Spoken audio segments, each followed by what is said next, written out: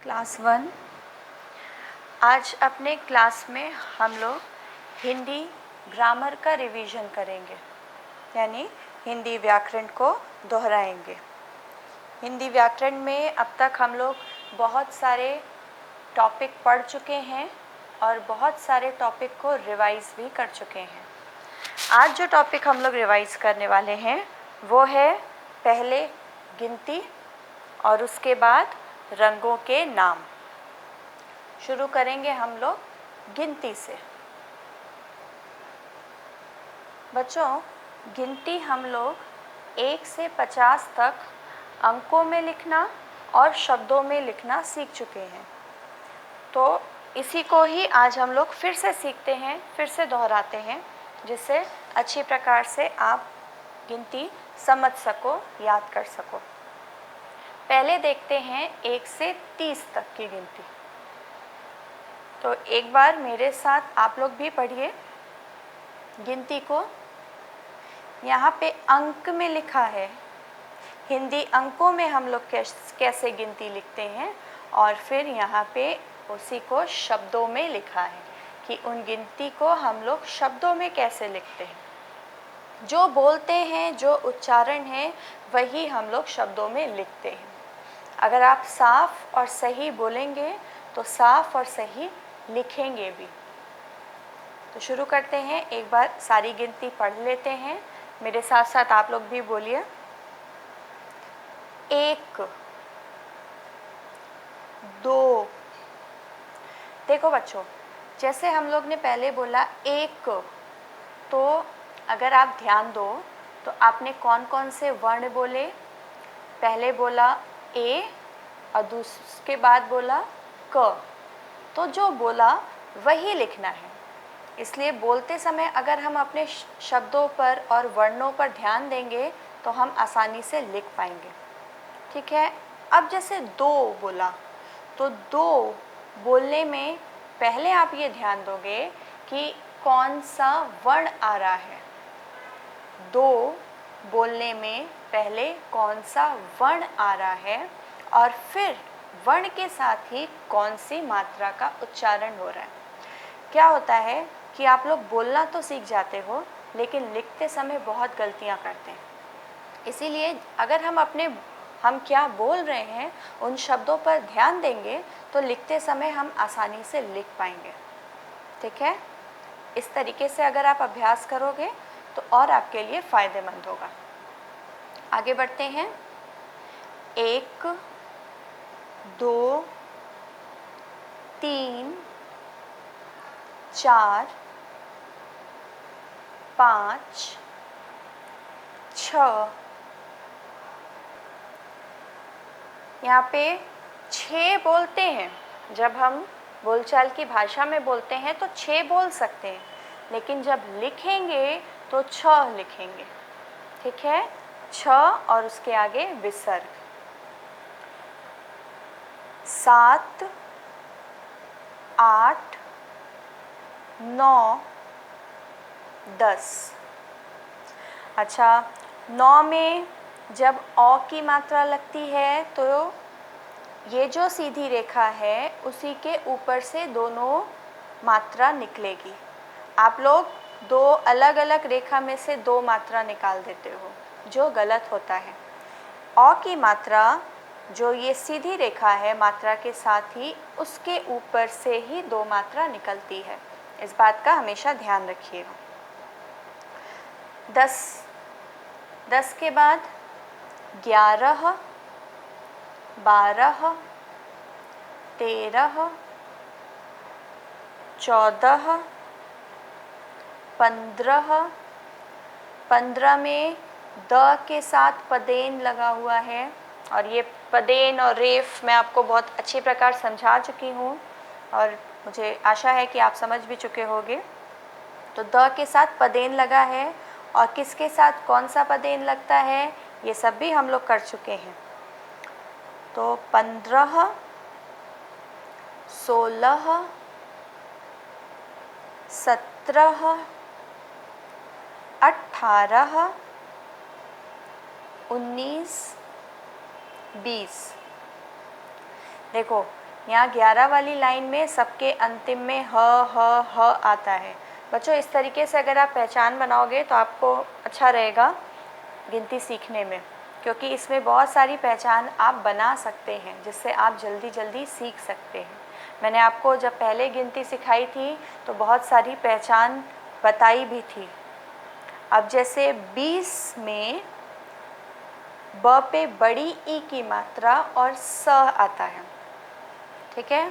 तो इसके बाद जब 20 के बाद हम 21, 22 यानी ये 20 वाली लाइन पे जब चलेंगे तो आप ये देखोगे कि सभी शब्द में, सभी गिनती के नामों में अंतिम में बड़ी ई और स ई आएगा। आइए देखते हैं कैसे। 21, 22, 23, 24, 25, 26, 27, 28, 29, 30। देखो अब यहाँ पे आपको ये सोचने की ज़रूरत ही नहीं है कि छोटी ई होगा कि बड़ी ई होगा। मात्रा है तो बड़ी ई की मात्रा है, अगर वर्ण लिखा है तो बड़ी ई लिखा है, ठीक है, क्योंकि 20 में भी हम लोग ने बड़ी ई लगाया था इसीलिए, ठीक है। अब आगे बढ़ते हैं 30 तक। 30 के आगे से देखते हैं। 31, 32, 33, 34, 35, 36, 37, 38, 39, 40। अब 30 वाली लाइन की पहचान क्या है कि सभी गिनती के अंत में 30, 30, 30 आता है। तो आप आसानी से पहचान सकते हो और याद रख सकते हो, ठीक है। अब 40 के आगे देखते हैं।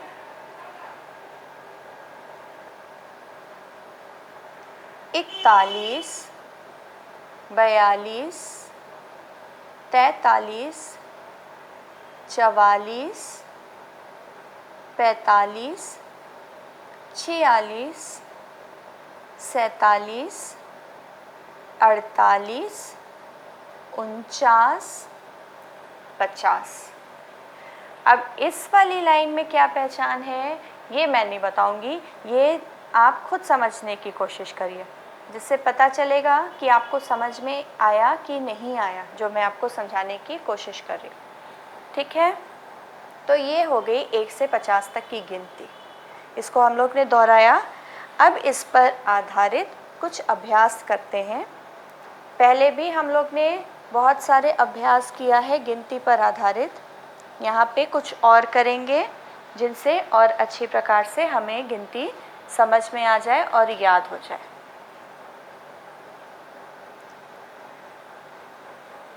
अंकों को शब्दों में लिखिए।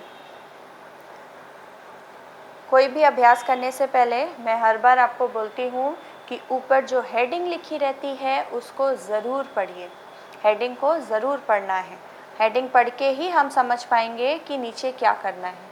बहुत सारे बच्चे होते हैं जो बस नीचे एक बार देखेंगे और अपने मन से अंदाज़ लगाएंगे और कर देंगे, उसमें कभी कभी सही भी हो जाता है और गलत भी हो सकता है, ठीक है। इसलिए हेडिंग खुद से पढ़ने की आदत डालिए।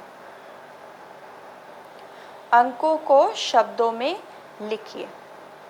अब यहाँ पर कुछ अंक दिए गए हैं आपको उन अंकों को पढ़ना है, पहचानना है और फिर उसके सामने उसको शब्दों में लिखना है, ठीक है।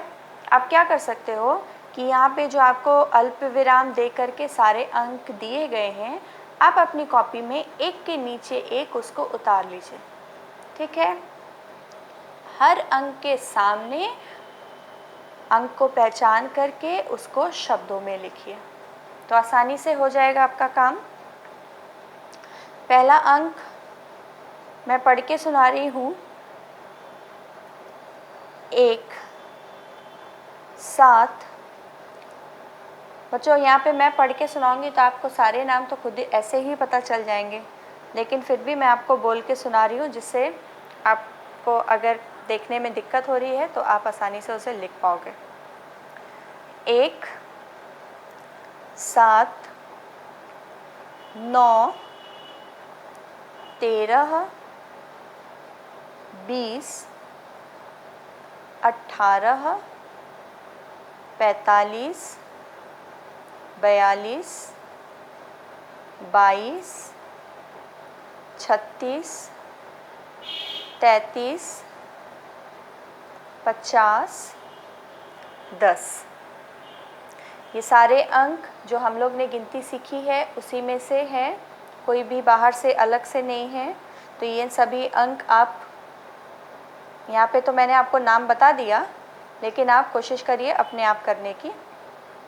पहले अपनी कॉपी में एक के नीचे एक सारे अंक लिखिए, फिर उसके सामने उसे शब्दों में लिखिए। ठीक है। ख नंबर पे क्या है? मिलान कीजिए। ठीक है, ख नंबर पे मिलान करना है। एक तरफ गिनती अंकों में लिखी है और उसके सामने शब्दों में लिखी है। बच्चों जिस प्रकार ये नीचे लिखा है मैं आपको उसी प्रकार ये ऊपर वाला लिखने को बोल रही हूँ। ठीक है, बस फ़र्क ये है कि मिलान करने में ऊपर नीचे लिखा होता है, सही उत्तर सामने नहीं लिखा होता, लेकिन जो मैं आपको यहाँ पे बोल रही हूँ वो आप सही उत्तर सामने लिखेंगे इसी तरीके से। ठीक है, चलो वापस आ जाते हैं ख नंबर पे, मिलान करिए पे। अंक वाली गिनती है, उसको पढ़ना है और उसके सामने या ऊपर नीचे कौन सा शब्द लिखा है उसमें से सही शब्द पहचान के उसको मिलान करना है। जैसे 21 19 25 39 36, ये 49 और ये 39, ऊपर नीचे हो गया। फिर से पढ़ते हैं 21 19 25 49 36 39। ठीक है, सामने शब्दों में लिखा है, सही शब्द से मिलान करना है। तो ये हमारे अभ्यास हो गए, ये गिनती पर आधारित है। और बच्चों अगर आप ये नहीं कि आप बस इतना ही अभ्यास करके आपका काम हो गया, ऐसे नहीं। अगर आपको गिनती सारी याद होगी जितनी हम लोग ने पढ़ी है, तो उस पर कोई भी अगर आपको अभ्यास पूछा जाए, किसी भी तरीके से पूछा जाए, आप उसे आसानी से कर पाओगे। तो उसके लिए ज़रूरी है गिनती, सारी गिनती को 1 से 50 तक की गिनती को अंकों में लिखना और फिर शब्दों में लिखना। ठीक है, तो ये अभ्यास तो हम करेंगे ही, लेकिन इसके साथ साथ हम 1 से 50 तक की सारी गिनती को एक बार फिर से अंकों में लिखेंगे और शब्दों में लिखेंगे। ठीक है, तो गिनती यहीं पे पूरी करते हैं और अब अपने दूसरे टॉपिक पर चलते हैं, जो है रंगों के नाम। बच्चों रंगों के नाम जब हम लोग ने पढ़ा था तो उसमें हम लोगों ने इंद्रधनुष, जो आसमान में इंद्रधनुष बनता है, उसमें 7 रंग होते हैं। तो जब रंगों के नाम हम लोग ने पढ़ा था तो इन्हीं 7 रंगों के बारे में पढ़ा था। तो पहले हम इन 7 रंगों के बारे में एक बार फिर से दोहराते हैं, फिर आगे के और रंगों के बारे में भी जानते हैं, क्योंकि रंग सिर्फ 7 तो नहीं होते, रंग तो बहुत सारे होते हैं। तो पहले इंद्रधनुष के रंगों को दोहराते हैं, फिर आगे और कुछ नए रंगों को भी जानते हैं। ये जो यहाँ पे 1 से 7 तक रंग दिए गए हैं, ये सही क्रम में इंद्रधनुष में आने वाले रंग हैं। ठीक है, जैसे यहाँ पे हम लोग चित्र से समझते हैं, इंद्रधनुष में ये जो रंग दिए हैं बच्चों, ये ऐसा नहीं है कि हम कोई भी रंग कहीं भी डाल सकते हैं। ये एक प्राकृतिक इंद्रधनुष होता है, इसमें जो रंग है ये इसी प्रकार, जब भी आप कभी इंद्रधनुष देखोगे आसमान में तो उसमें रंग इसी क्रम में होंगे। तो हम इंद्रधनुष के रंगों को इसी क्रम में ही याद रखेंगे, ठीक है, ऊपर नीचे करके नहीं याद करेंगे। तो यहाँ से क्रम शुरू कर रहे हैं। सबसे पहले आएगा बैगनी, नीला, आसमानी, हरा, पीला, नारंगी, लाल, ठीक है। तो इंद्रधनुष के रंगों का सही क्रम यही है। एक बार इसकी वर्तनी भी देख लेते हैं। बैंगनी, नीला, आसमानी, हरा, पीला, नारंगी, लाल। अब इन रंगों के नाम के साथ, इंद्रधनुष के रंगों के नामों के साथ हम लोग कुछ और रंग भी देखते हैं, जैसे काला मतलब ब्लैक, भूरा मतलब ब्राउन, गुलाबी यानी पिंक, और सफ़ेद मतलब वाइट। सफ़ेद में फ के नीचे बिंदु लगा है। फ के नीचे बिंदु का अर्थ मैं आपको बता चुकी हूँ कि इसको फ पढ़ते हैं, और अगर बिंदु नहीं होगा तो उसको हम लोग फ पढ़ेंगे, यानी बिंदु के साथ फ होगा और बिंदु के बिना फ होगा, ठीक है। अब यहाँ पे हम लोग बोलते हैं सफ़ेद, फ, तो फ आ रहा है तो फ के नीचे बिंदु लगा है, ठीक है। फिर से देख लेते हैं। काला, भूरा, गुलाबी, सफ़ेद। अब आते हैं अभ्यास पर। पहले भी बहुत सारे अभ्यास कर चुके हैं रंगों के नाम पर आधारित। उन अभ्यासों के साथ साथ कुछ और नए अभ्यास भी आज देखते हैं, जिससे हम इन रंगों के नामों को अच्छी प्रकार से याद कर पाए। कोई 8 रंगों के नाम लिखिए। ये तो बहुत आसान है। आपको इतने सारे रंग के नाम सिखाए यहाँ पे, आपको उनमें से कोई 8 ही रंगों के नाम लिखना है। अगर यहाँ पे 5 पूछा जाता तो 5 लिखते, 9 पूछा जाता तो 9 लिखते। यहाँ पे कितना पूछा गया है? 8। तो जितना पूछा गया है उतना ही लिखेंगे। कैसे लिखेंगे? पहले ऊपर हम लोग लिखेंगे रंगों के नाम, उसके बाद 8 पूछा गया है तो 1 से 8 तक की गिनती लिख दीजिए, और फिर हर एक गिनती के सामने एक एक रंग के नाम लिखते जाइए। हो गया? और हिंदी में लिखेंगे। इंग्लिश के नाम मैं आपको अच्छी प्रकार समझ में आ सके कि इस रंग को क्या बोलते हैं, इसलिए लिख के दिखाती हूँ। लेकिन जब आप उत्तर लिखेंगे तो इंग्लिश के नामों को नहीं लिखेंगे, ठीक है। उसके बाद इंद्रधनुष के सभी रंगों को सही क्रम में लिखिए। फिर से पढ़ रहे हैं। इंद्रधनुष के सभी रंगों को सही क्रम में लिखिए। तो अभी मैंने आपको चित्र में दिखाया था कि इंद्रधनुष के रंगों का सही क्रम क्या होता है, हम लोग कहाँ से उसको गिनना शुरू करते हैं। तो जो उनके रंगों का सही क्रम है उसी क्रम में आप लिखेंगे, ठीक है। और इंद्रधनुष में कितने रंग होते हैं बच्चों? इंद्रधनुष में कुल 7 रंग होते हैं, ठीक है।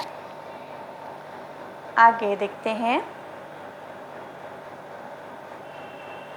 तिरंगे झंडे का चित्र बनाकर उसमें रंग भरिए तथा रंगों के नाम भी लिखिए। फिर से, तिरंगे झंडे का चित्र बनाना है। तो तिरंगा झंडा कौन सा हुआ? ये भी हम लोग एक कविता के माध्यम से जान चुके हैं, सीख चुके हैं कि तिरंगा किसको कहते हैं। तो इसीलिए मैंने आपको यहाँ पे ये नाम दिया है। तिरंगे झंडे का चित्र बनाना है, उसमें रंग भरना है और रंगों के नाम भी लिखने हैं। ठीक है, और फिर एक अंतिम भी देख लेते हैं। इंद्रधनुष का चित्र बनाकर उसमें रंग भरिए। इसके पहले में हम लोग को तिरंगे झंडे का चित्र बनाना था, उसमें रंग भरना था और रंगों के नाम भी लिखने थे। यहाँ पे हम लोग को इंद्रधनुष का चित्र बनाना है और उसमें रंग भरना है, रंगों के नाम लिखने को नहीं कहा गया है। तो जितना कहा जाएगा प्रश्न में उतना ही हम करेंगे, ना उससे कम करेंगे ना उससे ज़्यादा कुछ करेंगे। ठीक है, तो इतने अभ्यास को अच्छी प्रकार हल करिए। एक बार गिनती खुद से दोहराइए, रंगों के नाम खुद से दोहराइए, फिर सभी अभ्यास हल करिए। आज का क्लास यहीं पे पूरा करते हैं। Good day.